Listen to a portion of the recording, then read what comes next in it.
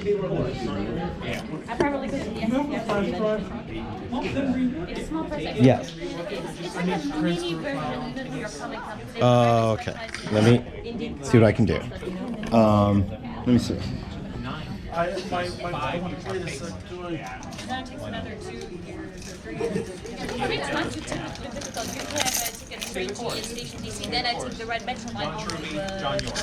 Those books, I'm telling you, you never. Thank you. You and all over the world.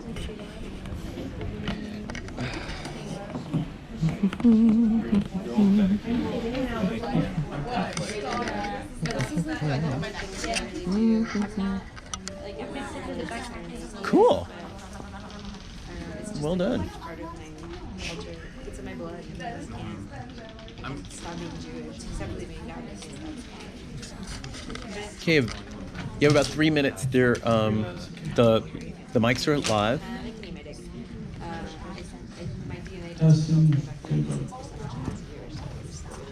You can be fluid, that's okay, because life is not simple. It's too complicated. I'm autistic. How's everyone doing today? Good.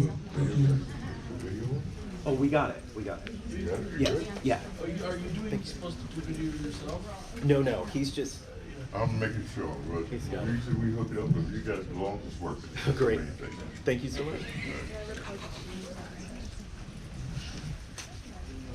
So, thank you everyone for showing up. I'm Alec Frazier, and this is Liz Pritchard. Welcome to the Stranger Things panel. We are the Stranger Things. Hey. I'm just joking. This is I saw I brought today's Autistic office. So Hold on. Okay, we're good? So my name's Liz Pritchard. Very happy to be here. It's been a huge dream of ours to actually come to a con. This particular con, I've been wanting to go here for years, and we have a lot we'll share with you today. this is the biggest audience. We filled a small theater in Rochester once, but this is bigger, and it shows that you care about the right things. And I have to say, before we begin this panel, that I am incredibly moved by your attendance here today. Thank you. So, thank you. So we have a set of preset questions, and then we will take a question and answer period. There's only one image to display on screen, although I have a few things on the table that may be used as props to make points. Liz, you like props, don't you? Absolutely, especially my glasses. I have about 22 pairs of sunglasses. I don't need prescription lenses, but I just love the style. And I've been called Elton John more than one time, and I love Elton John too. Didn't you see Rocket Man this morning? Rocket Man! Yeah. First, intros, I'm Alec Frazier. I am a disability rights advocate. I live and work in the Washington, D.C. area. I have autism, OCD, bipolar, ADD, ADHD, etc. I think I last counted it at about 15 plus disabilities. As is evidenced by the fact that we are sitting up here, I don't think that's stopping me much.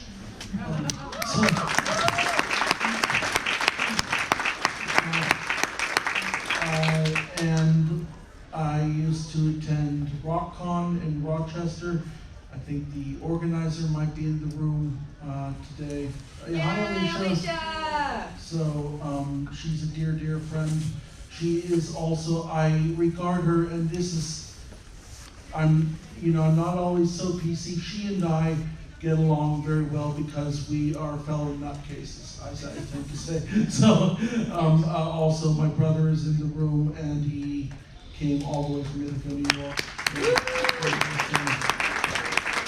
And my another professional mentor who has gotten tons and tons and tons of stuff done and is way cooler than I will ever be, J.D. Michaels is filming this event.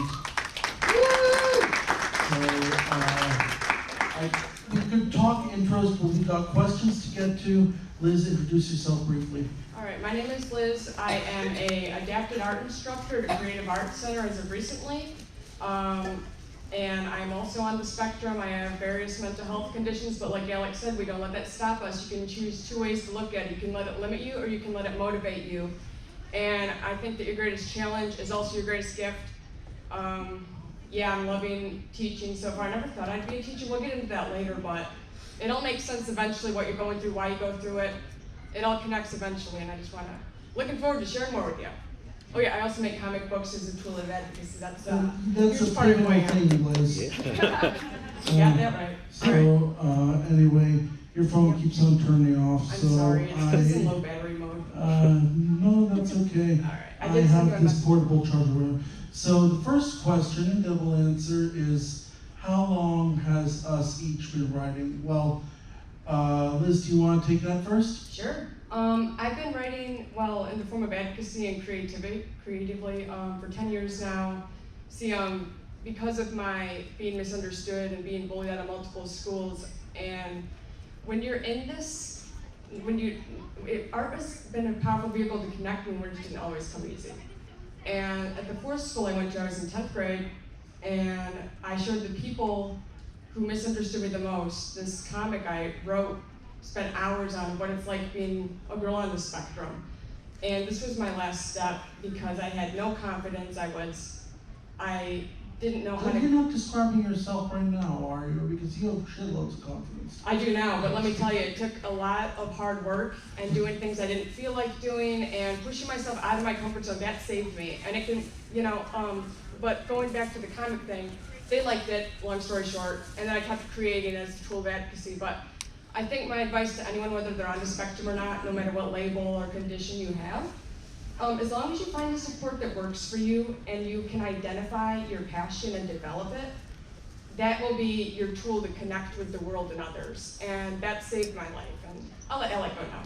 So JD is filming this panel with a GoPro, and I want you to get a photo of this audience at some point because it is huge. It proves that people really care about creativity and disability. Like I said, JD said basically I was guaranteed a no from my application to do a panel, and it's like 50 out of several thousand people who apply each year, so I'm truly shocked. How long have we each been writing? It is key to understand that my writing, a lot of it was born from writing for school and writing for blogs and things like that. I am the oldest type of writer. Before there was fiction, people were essaying. There were professional people who would write diaries, and people who would write essays, and people would pay very much to read what they were writing, often in serialized form, in installments. Samuel Pepys comes to mind. He was a very famous diarist in early England in the 1600s. All of the stuff that Edgar Allan Poe did originally was in serial format. It didn't come out all at once. Same with Charles Dickens. And I had a bunch of blogs and writing essays that I did. For school, I did a master's in disability studies at the University of Buffalo. I also have a bachelor's in political science from the same school. I had an academic advisor, and I came up with this essay that turned into my first booklet. It was like a 15-page booklet. And I asked this was a paper on the first autistic superhero from Marvel Comics, and actually one of its creators is sitting right out there. Alex Millett is in that room, that big, not visible right now, but he's sitting in Artist Alley, and I complimented him profusely for his work in making disability visible. I have a podcast, the Autistic Reality Podcast, and I recorded him for that, but more on that later. I asked my academic advisor for my master's degree in disability studies, I asked him, is there a chance that I could publish this lit review of the first autistic superhero. He said, not without significant revision. It was clear he was thinking of academic publishing. Then I sent him an email a couple days later saying, could I monetize this? He sent back LOL, laugh out loud. This was my academic advisor, the person who was supposed to be enabling me, laughing at my endeavor to become a professional writer. I didn't listen to him, and there was a guy at the comic book store in Buffalo who got that little booklet published. And fast forward to 2016, and I meet this man right here, JD, and he hired me for a job, and unrelated to that, I said I have a bunch of essays, blogs, podcasts, and things, and I want to get them published in a book of, and I didn't get to finish my sentence. JD said, sure. This is like at least 250 pages worth of essays, pop culture reviews, disability studies pieces. There's everything from a really moving review of the Kennedy Space Center that moves people to tears and correlates it with my journey on mental health, to a scathing review of a local cab company, which I'm sure you'll all empathize with. But I'm getting ahead of myself. I want to make sure we all have a happy chance to contribute. So, Liz. Yes. As a reader and fan, and I'm not talking about the type you cool yourself down with, did you find a gap in available fictional narratives and characters from the disability community at large, and the autistic community specifically? Absolutely. Up until recently, when I got involved and was exposed to other media outlets through even Lights Camera Access, which I got we'll talk about that. But I guess there's a huge gap because a lot of the actors who play, notice I said play disabled characters, don't have the same conditions. You need to go straight to the source, in my opinion. You can't really experience or have quite an authentic approach as, like, you can't have a neurotypical playing an autistic person. Theoretically you could, but it wouldn't be as genuine, it wouldn't be as Time real. out. Yeah. Neurotypical is used to describe a person without developmental disabilities or disabilities or conditions that affect the mind. Neurodiverse tends to refer to people who do have those conditions, just some basic terminology. Continue. Yeah. And I think that there's a gap between, I know there's like there's stereotyping. When they show autistic people on TV, it tends to be a white guy. It doesn't talk about girls as much. It doesn't talk about other races or cultures with it. And I know a lot of people all around the world with all types of autism. It's very diverse. You can't just look at one angle of it. No two people are alike. Autistic or not, neurotypical or not, whatever you identify or what conditions or label you have, we're all unique in our own way, but we're also all human, and we have more in common than you think. So I'd say the media still has a long way to go, but we're getting there, step by step, because there's this new show on Amazon Prime that I just marathoned the other day called Able, a series, and even though it's not about autism, it's about other conditions too. Like it has blind, cerebral palsy, deaf. It's such a good show, and these people actually have the conditions. And what else? Yeah, I'm gonna end on there, but I'll keep going in a minute. We've got lots of fun stuff we can elaborate on. We'll elaborate later on Lights, Camera, Access, and there might be opportunities for some of you with that too. So anyway, do I think that they're accurate depictions? Well, listen, when I'm old enough, I'm 33. When I was growing up, everybody was ranting about Rain Man, and that was it. And that's seen as, thank you. That was seen as basically the only depiction. Was it positive? No, it was very stereotypical. And then I ended up looking for some of these things, and thank you, much needed. Yep.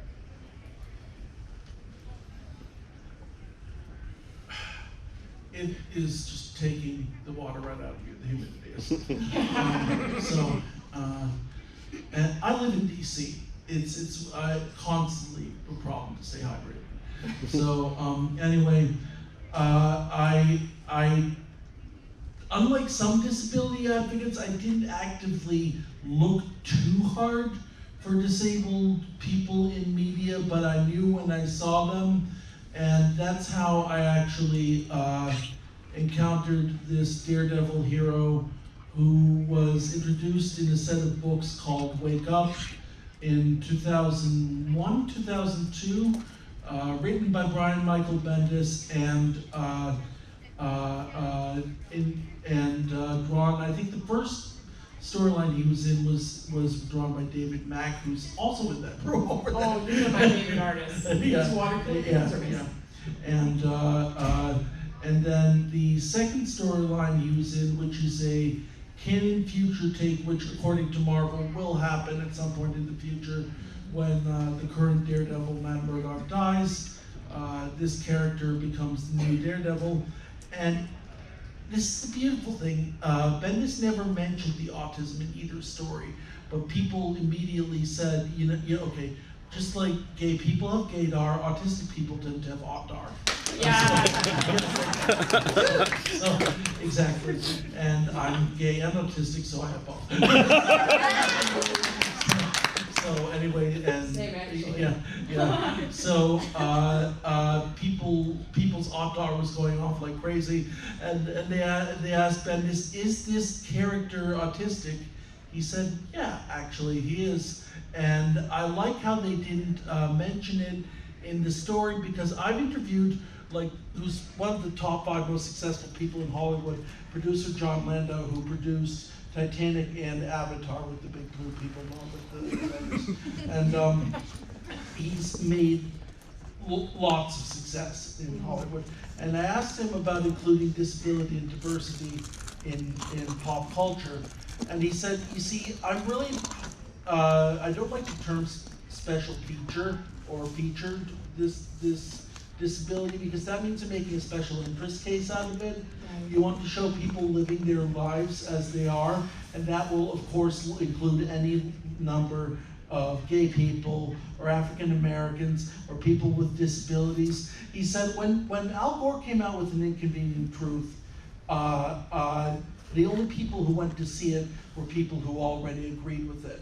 Meanwhile, when people saw his film Avatar, they came across with a new appreciation for the environment, deliberately because the film did not hit you over the head with it.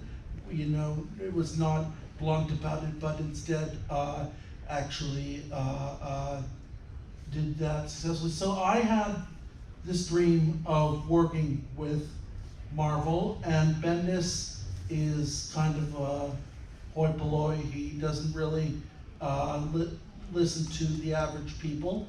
So I was like, I could go to his boss. And I bought a ticket to see Joe Quesada at Fan Expo Toronto 2016. And now Joe and I are very dear friends. And I have this, which this is a painting of Daredevil. You can make it whichever Daredevil you want, with the autographs of Stan Lee, Charlie Cox, Joe Quesada, and I just got this the other day, Alex Malev, who worked on Daredevil for about 10 years, empowering the disability population. Let's see, we don't want to go on forever, so. I mean, we could. Listen, I'm not sure if this is as entertaining as some of the stuff you're seeing, but it's definitely informative.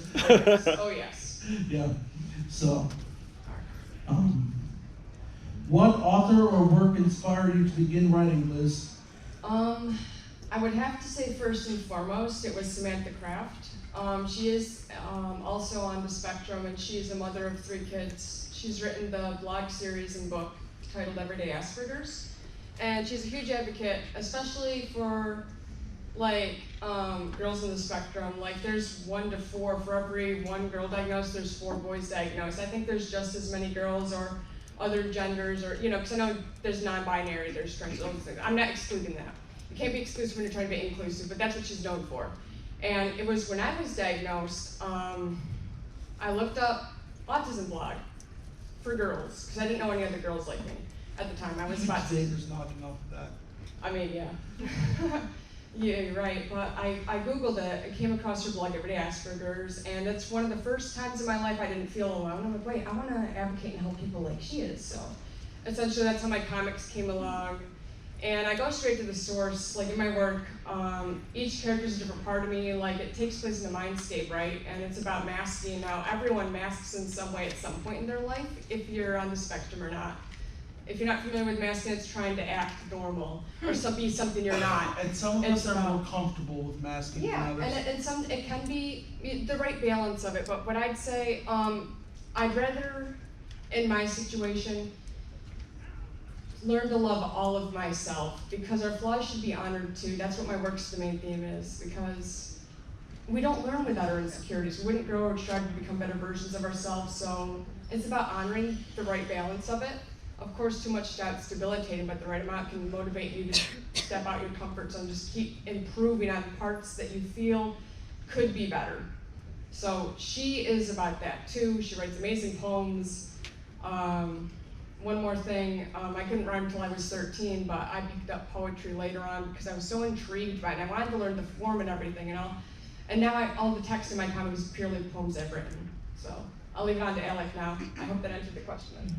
Writers, I've always been a visual thinker, and so comics were very important. Bendis, as I said, Yep. he was writing seemingly everything at the time when I began to become really involved with comics. He was writing Ultimate Spider-Man and Daredevil, and also I looked through several of the original Stan Lee runs with Ditko of Spider-Man, and with various wonderful, talented artists of Daredevil, and I also have been influenced by a lot of fictions, not just books, but fan fictions and things that have to do with identity, not identity politics, but realizing someone who you are, and that's very important to me.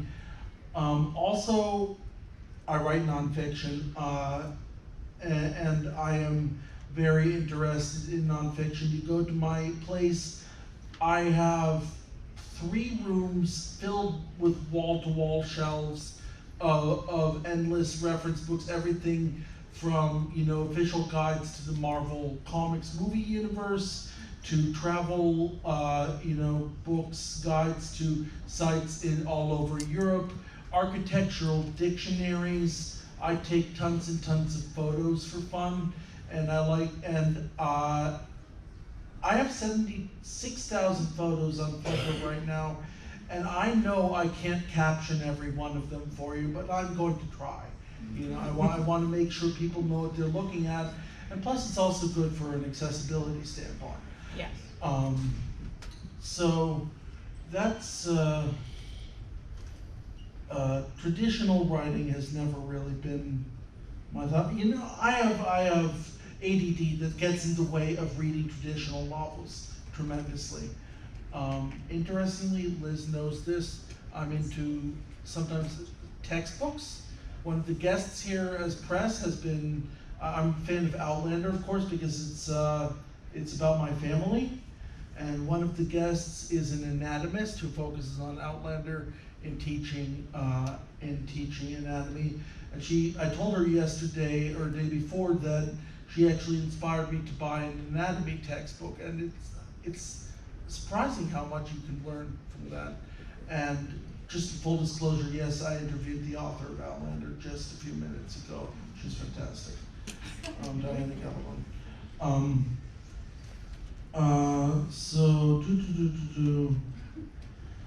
Okay, Liz, my friend. Yes. How you doing? I'm doing wonderful. I'm just trying to not like get extremely hyper, and so I'm just like fangirling inside my head right now, like ah! Are you fangirling at yourself, Liz? Huh? Are you fangirling at yourself? Yes. No, well, not like literally. I mean, I'm fangirling because I'm really happy to be here. Yeah. I don't know what I myself means, but I am loving every minute of this. Thank you.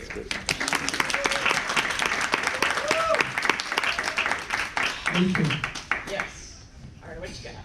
Okay, so Liz, what attributes of your characters are most important to you, and what do you hope people take from your art?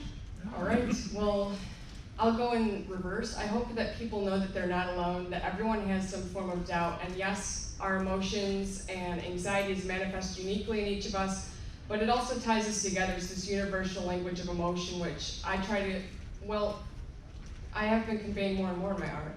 And I guess the most important attribute to me about my characters, well, they're all me, but probably the doubt.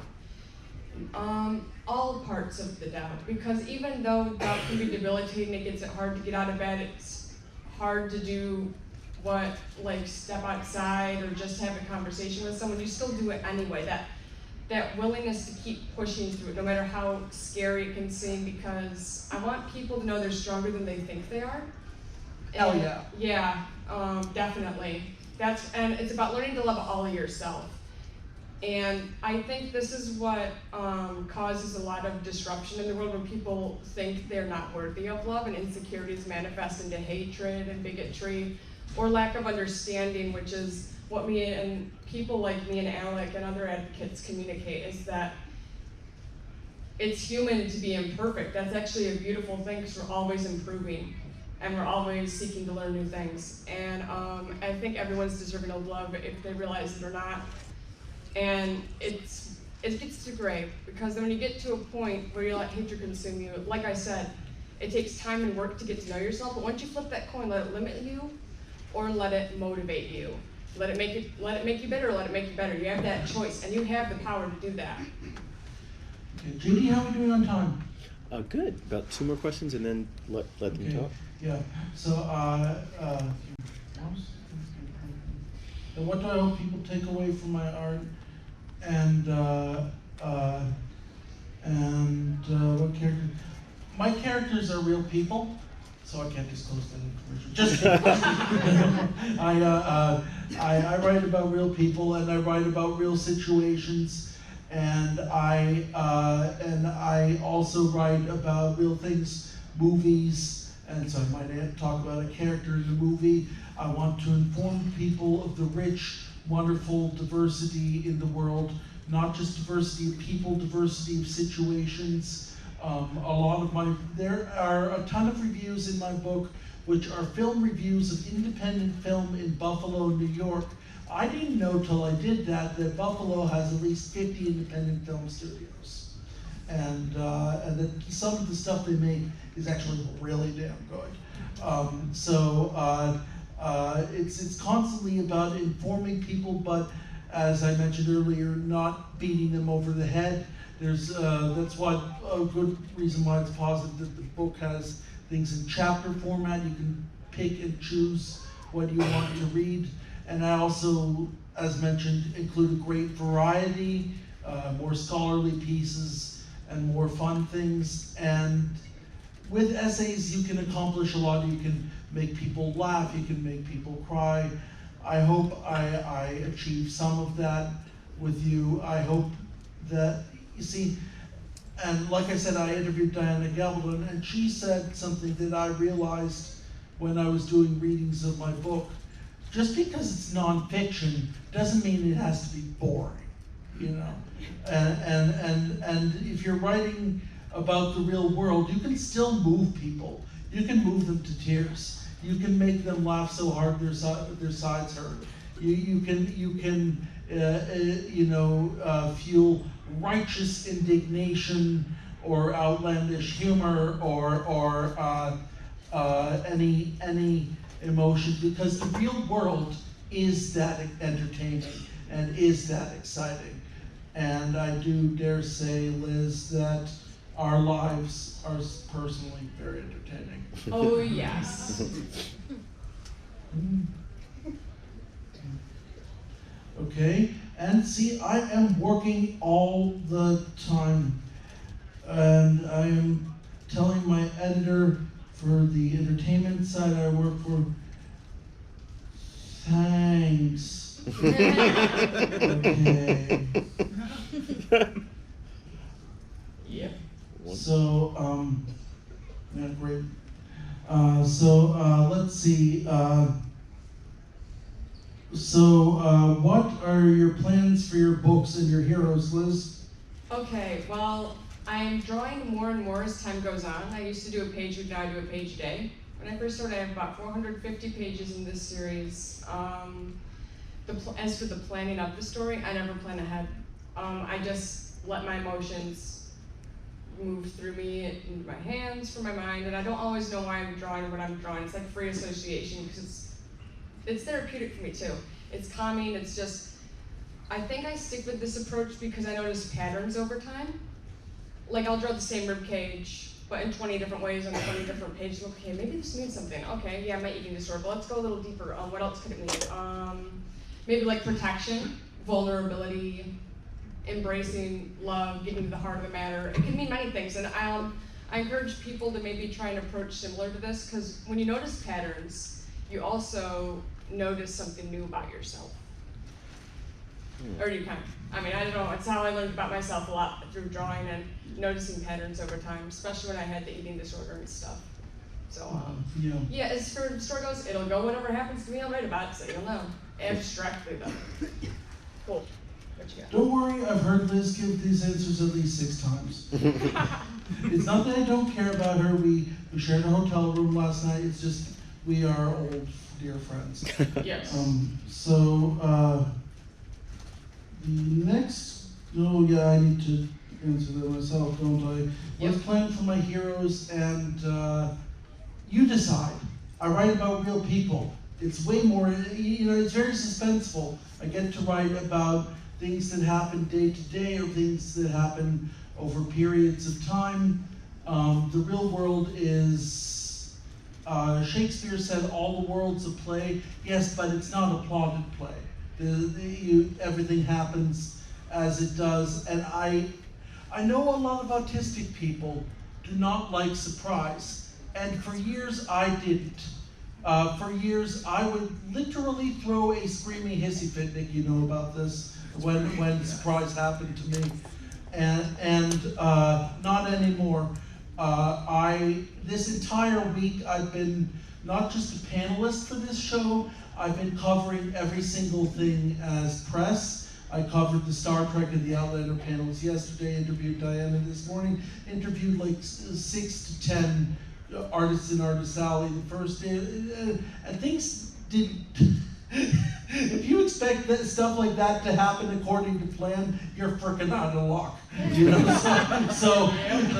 No, just I had like 5 interviews scheduled for this morning, but everybody was exhausted as heck because this con here is the biggest on the North American continent, and this year has grown so much in size that it's pushing the limit for biggest on Earth.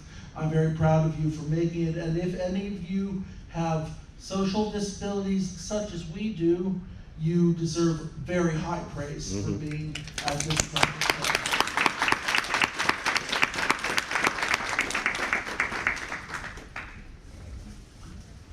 Okay, we are halfway through time, and Liz, I had your notes, but then I took a selfie of the crowd. Hey, can I take a selfie while you're doing that? Okay. We'll do And both I got it. So, now we gotta get Alec, just lean forward a little bit. Okay, there we go. Fudge. Okay, that's the best I can do. You did bring a friend, so we could do this with the friend. Oh, Aha. Say hi. Hi. Homage. Awesome. Thank you. Yay. Goodbye. So anyway, seriously, we're having too much fun. It's free country. Okay, So are you ready? Liz, what do you think of the disabled and autistic characters currently in books, movies, and TV recently? accurate portrayals, good enough stories? As for, well, there's one series I would like to touch for a little bit called The Employables. And I think it's a really important show for showing how diverse Liz, you're biased, you're employed by them. I know, but that's what I'm getting into. So I did the trailers from and stuff, but I think it's about finding work when you're neurodiverse, autism, Tourette's, etc. And it shows, it's more of an educative show. As for stories, like, you know, like Daredevil End of Days, Yeah. you know, we need more of that, but played from actual people. There's a lacking in that.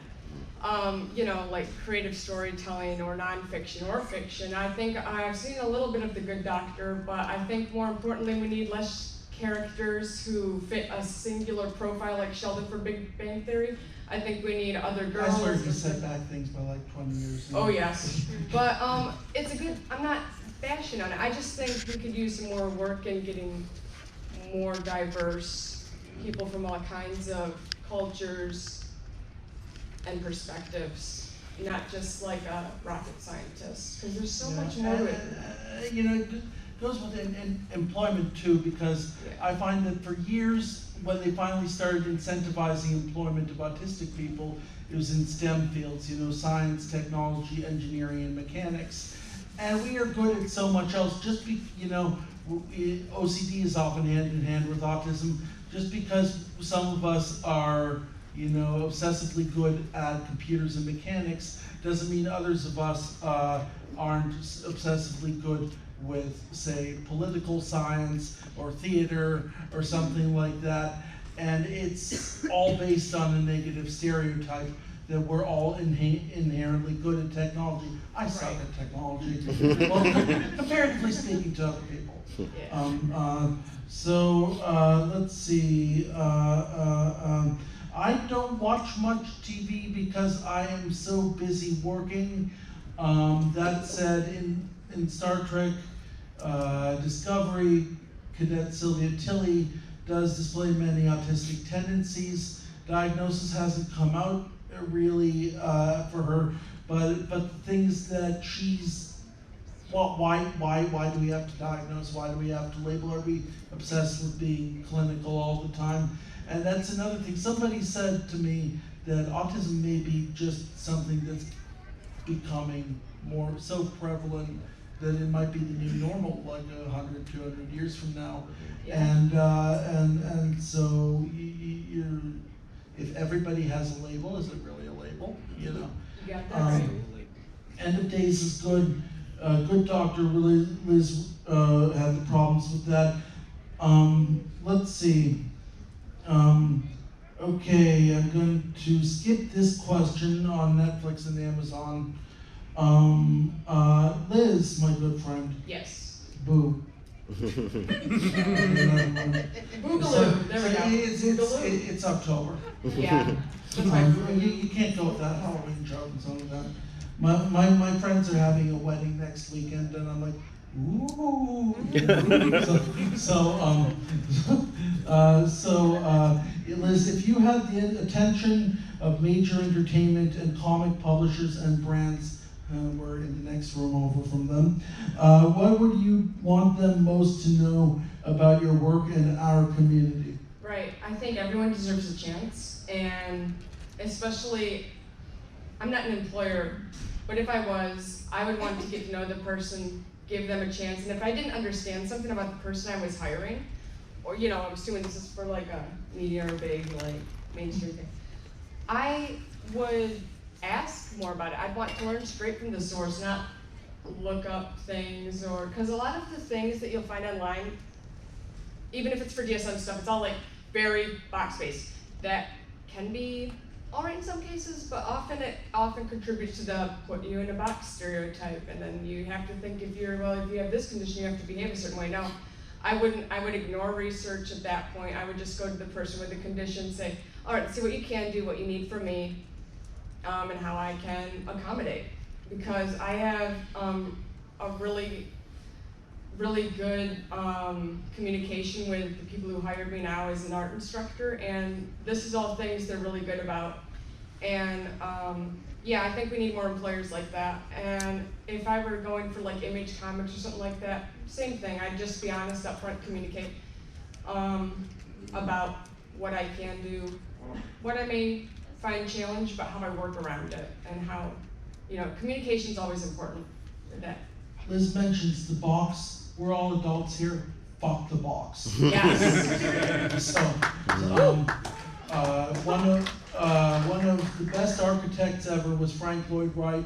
He was autistic, and he was very horrible at social situations. So bad it actually got him in trouble with the law, and he was one of these unequal geniuses. And he, if you see his work, was spending his whole career breaking the literal box of buildings, and we are here to break the box on creative limits. Thank you, Liz. My job is, you know, the 9 to 5 is dead. The day of having a job on regular hours that lasts from 9 a.m. to 5 p.m. Oh yeah. It's close to impossible to find. More and more people are considering themselves to be consultants, you know, it's so what I do for a living is definitely not 9 to 5 stuff.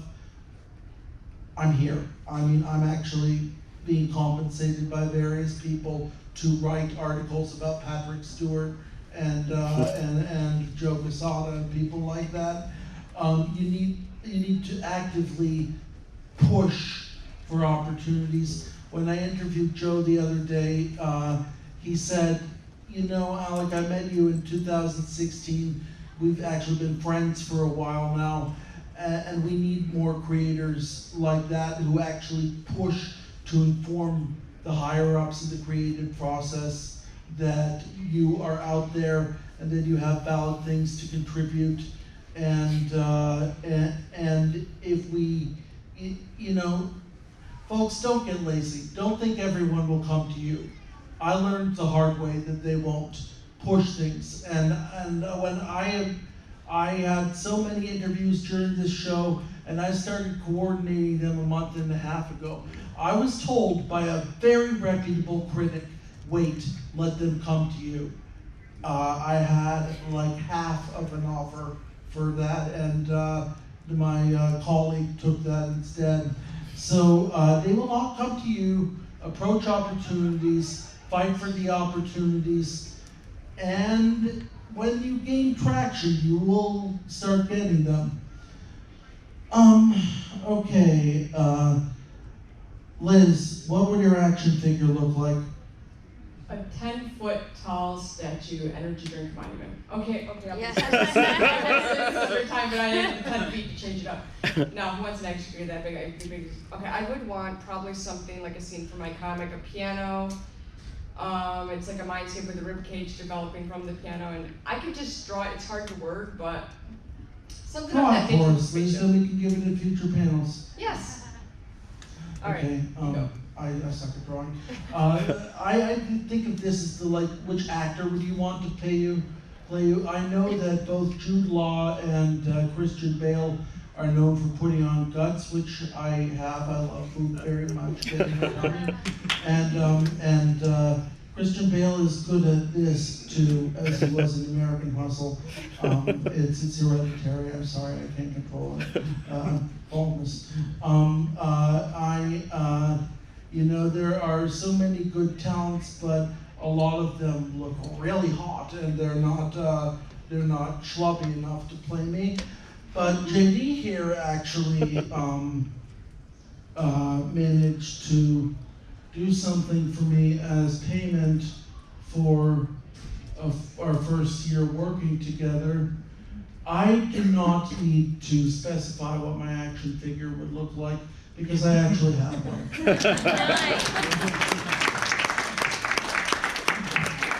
So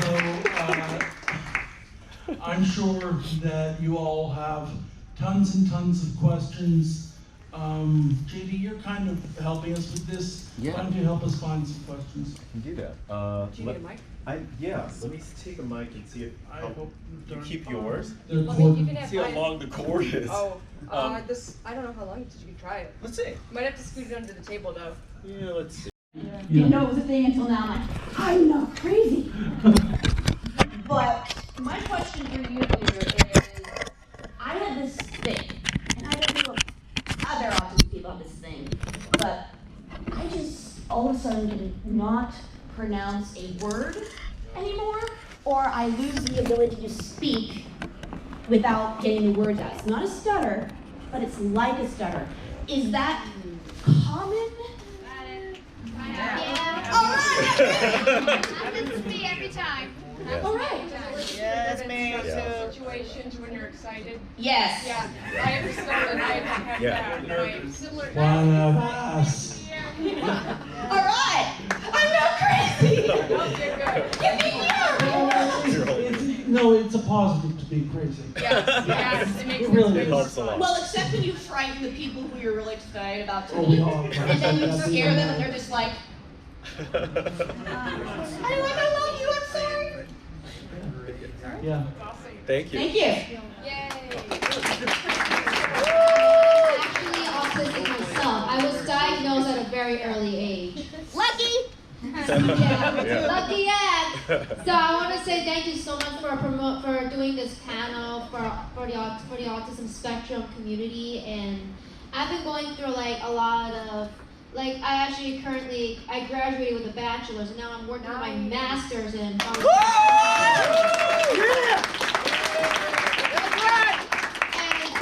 you know like how so many people like want like a combination, they want like acceptance, so my question is that with an autistic superhero himself, like does she have like typical like weaknesses like sensory issues, meltdowns, anxiety, and is her superpower, does it kind of relate to like how she wants to promote acceptance or like how she uses her sensory issues as a strength? It's a guy, and I write this whole review about autistic characteristics that he portrays, from awkward social situations to hyperactivity to parenting issues, which can happen when you're parenting a kid with autism. It's just, I go over a whole lot of that, and unlike many of the other essays in the book, it is seriously academically researched with cited sources. Like has to like accommodation academic research, because I get support from the disability office in my campus. Yeah. Okay. Yeah. And the book is Veiny BD Autism, and I can't sell it here today without getting in trouble, but it's on Amazon.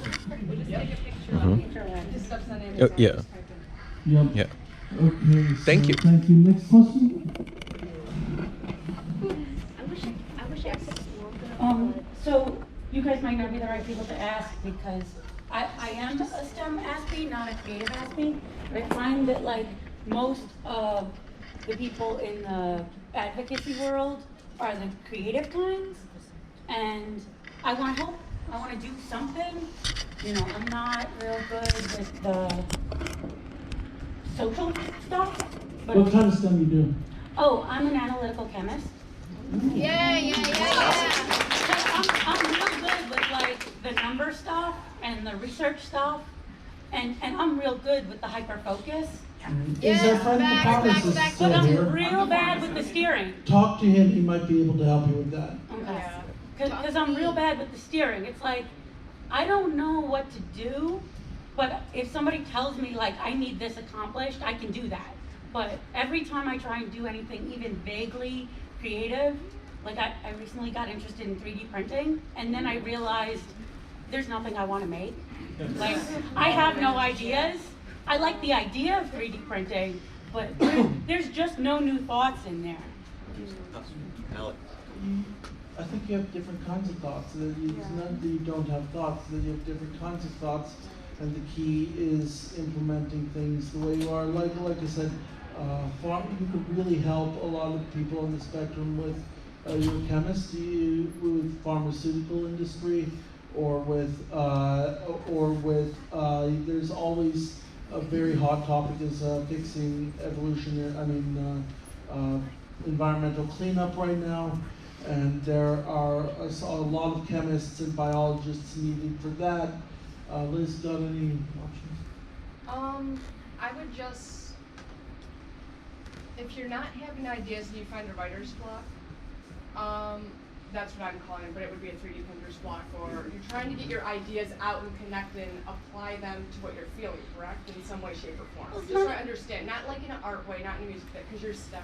So I'm trying to think, like I was into the chainmail for a while, but Okay. it's all about replicating. Whenever I try and do anything art-like, it's like I can't make something from nothing. I have to find a thing and then do it. 5 minutes? Oh, no. You might try baking. Yeah. I'm a very good baker. Baking, it's creative and it's communication, and that. It's a good way to make friends. And Yeah. honestly, People like baked goods. And honestly, you might be a good nonfiction writer, because I never saw myself as a writer, but I wrote about the world as I saw it, and I've got a book now. Mhm. So You never know. you might Yep. actually you might surprise yourself with that. Yeah. So Thank you. Thank you. Yeah. And the recipe's good too. Just look up recipes. Yes. Yeah. Because that's what I did too for a while. It's cool. Hi. Hi, well, first of all, I really want to thank you two for hosting this panel. I really cannot believe that I actually managed to meet real-life autistic professionals, especially in the art field, since I myself am a senior student at the Maryland Institute College of Art, so... You're in Maryland too? Well, I live in Tacoma Park. Thank you. I guess it might seem weird to ask this kind of stuff, but I was wondering if, as professionals who probably had to deal with potential neurotypical employers, what would you say would be the best approach of trying to seek out to be applied or interviewed for jobs, while at the same time staying true to your autistic uniqueness, but at the same time taking into account that you might be deemed the neurotypical employer or perspective who does not understand you? Right. Liz, you give your point first. All right. Should do you want borrow to the mic, yeah. Thank you. So I know there's this controversy whether you disclose your conditions to your employers or not. And ultimately, that is your choice to make. What I do, what I found what works for me personally, especially, you have to look at what kind of job this is first and foremost, okay? Like, I'm going for a job that, well, often involves neurodiversity, working with neurodiverse students, included but not limited to autism, Down syndrome, CP, etc. So I think definitely believe it's important to disclose, like if I want to be a teacher for these students, that yes, I'm on the spectrum too, and this could apply a new level of connection. And it would be a win-win, I said. This is exactly what I was in the interview. Yeah. It would be a win-win, I think, to have different perspectives, because a lot of the staff there, well, except for me, is neurotypical. And they thought it would be a good asset to have someone who has some of the conditions the students have, because they can connect on a not better level, because every level is important equally, but a different one. Because then I have this instant connection. I love all my students everywhere. I don't know let me ask you something. What kind of job do you want to have essentially? And maybe that'll help me answer your question better. And then we'll give it to Alec. You said you're into arts, right? Yeah, it's kind of tricky because I study illustration, animation, and creative writing. You know what? If it's comfortable with you, ultimately it's up to you. I'm just straightforward with it. Yeah, I'm autistic. Yeah, I do. These are things that may happen. I have and you have direct support, right? Do you have good support? Yeah, I mean, I get support from I'm an academic advisor, Okay, my parents, the therapist. I apologize, but we're kind of running long. All right. Wait. You can, That's talk okay. you can talk to me or Alec after, okay? Yeah. Let me give you my email. Because lights, camera, access would be a good. Yeah, lights, camera, access, definitely. There's this disability arts and media seminar that Liz and I JD also go to, called Lights, Camera, Access. And if you are a disabled person and want to get into the arts or media or anything creative, please consider applying for one of their many seminars. They do this New York City, Chicago, California, and occasionally DC. They can put you in touch with creative professionals. I do want to say that when I was going through vocational training, they repeatedly said resume, resume, resume, application, application, application. That's not true. Right. At least 70% of finding any job in the world is networking. And I know that we're autistic and we have a social disability, and that's more difficult, but fortunately, it's getting more easy to do these things digitally. As Joe Casada said day before yesterday, you no longer really have to be there in person to make yourself known in the creative field.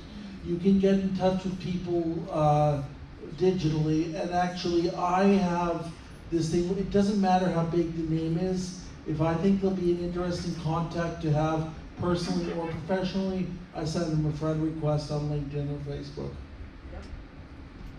About 2 more questions. Okay. Yes? Oh, Mike's right.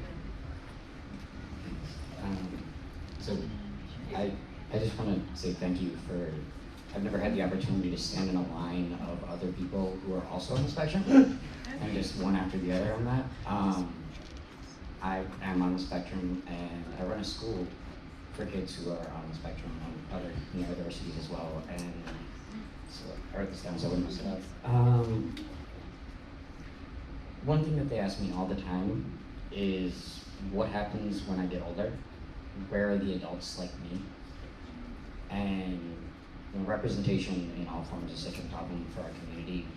What would your answer to them be? We're here. We haven't been officially paid attention to until very recently because everybody was obsessed with pitying the poor autistic kid. But we're here, and we've always been here. I mean, you know, Nikola Tesla, Albert Einstein, we've always just, there have always been autistic people. It's just the diagnosis is more recent. And so people are starting to pay attention to the diagnosis more among adults, and there's starting to be legislation to empower autistic adults in addition to kids. I will disclose that I live on my own in an apartment, and I do go out and have fun and do work around the country, and I travel overseas on my own. Some of us need more help with that. Some of us need live-in care aids or things like that. And I have a dear friend who actually is a non-speaking autistic person, and he recently won the Peabody Award for a film he produced. So we can, I mean, just because we're autistic doesn't mean that we can't be the contributors. Liz? Yeah, there's always people you can seek out who may be older mentors on the spectrum. We're here, Lights Camera Access. We have connections. You can always reach out to me and Alec, those who can, because I know we're in a time crunch, but we're always available too. You just gotta remember that you're never alone. And as for the support, it's unique for each individual. Like I have some friends non-speaking as well, but they found their niche, and they are amazing. They communicate in other amazing, beautiful ways, and I wouldn't trade my connections with them for the world. So I did go to therapy for a long time, and I know that it's for everyone in some degree. It's just not for me right now, because I'm working on other things and other therapeutic ways. Like make sure it's a good therapist. Yes, that's why. That's why, because you gotta find one that actually understands you. One that doesn't want you to change. Well, you can change, but change for the better, not hide yourself, to embrace and let yourself grow. Change for the absolute best, not to be ashamed. And not to shame who you are. Right. Because I really apologize, but we're basically out of time. Because we're out of time, can we have you share your emails and everything so everybody can get them? Yeah, and here, this is my card. Feel free to take as many or as few as you like. I only have 5 on me, but if you get the last one. Right. And wait, there's one more question. Because we promised one more. So can we give that young lady the microphone? There's one more question. Oh my gosh. Yes, I exist. Sorry, don't worry about it. So I'm Amanda. I have ADHD. The No. dyslexia, Light Speed not on the Access. spectrum, It's but still got a lot of other problems. is that? But I'm writing a book and I want Strange, to that's a include a different lot of one. representation, but I don't know Look how on to portray things. just look on Google, Right. and that you'll find it. You better know, there. I don't that's write other that's people's this stories if I'm going for that. There. I write about my life because my experience, though a lot of us are on the spectrum here, is unique. It is. Yours is unique. They are connected to So I would say, NBC, Warner be honest Brothers, with yourself. AT&T. Let's talk about your full They're life kind of experience, pulling however Apple you feel in. is the All these best way people to who want to, Because who I don't- recognize that when I if try to you write about construct other jobs a people, little bit differently than your 9 to 5, and you're coming to an office, you can really. Oh I yeah. work in a very large corporation. I've Corporation? actually had a boss try to fire me for my learning So disability. that's it's strange to me because as a professional artist, myself and my wife and everyone, I have not known any artists that weren't neurodiverse in some way. That's kind of our definition. So to have people be in boxes is counterproductive to having the sort of creativity you need to be successful. So you just need to be able to construct the way your work goes. And since so much work, I mean, we're here at Comic-Con, none of these people go to Marvel and work all day and go home. They live across the country, they finish their work, they send it in, they send it back. That sort of model is something that can be used in all sorts of different companies to get your work done, but not necessarily have to socially fit in the box and at the chair that you have to be at. I did that at BBDO, and that's part of why I hired Alec. We're trying to get other companies to do that. So LCA is a great place. They're a great resource, and they have online resources as well to kind of pull that together, and I think you'll find a lot of good information there. Do you have any suggestions for creatives who do have to do a 9 to 5 and do have to interact with neurotypical people who don't necessarily understand it on